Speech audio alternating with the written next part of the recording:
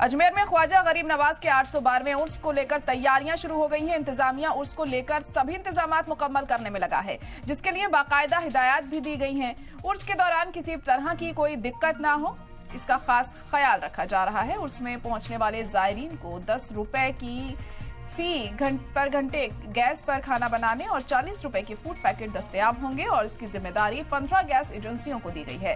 Grocery items और food packets भी दस्तयाब होंगे। अजमेर शरीफ में 8 जनवरी 2024 को परचम कुशाई की रस्म अदा की जाएगी और 12 जनवरी से हजरत ख्वाजा मोइनुद्दीन हसन चिश्ती रहमतुल्लाह अलैहि का 812वां उर्स मुबारक का आगाज हो जाएगा, जिसमें मुल्क और बैरने मुमालिक से लाखों जायरीन अजमेर आएंगे।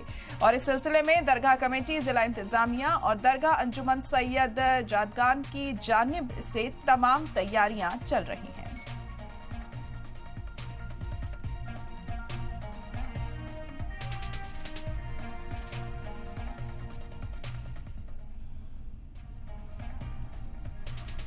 हिल स्टेशन माउंट आबू में एक बार फिर पारा 2 डिग्री सेल्सियस नीचे और लुढ़क गया है। सुबह न्यूनतम तापमान 1 डिग्री सेल्सियस दर्ज किया गया। वहीं सैलानियों ने इस दौरान मौसम का जमकर लुत्फ उठाया।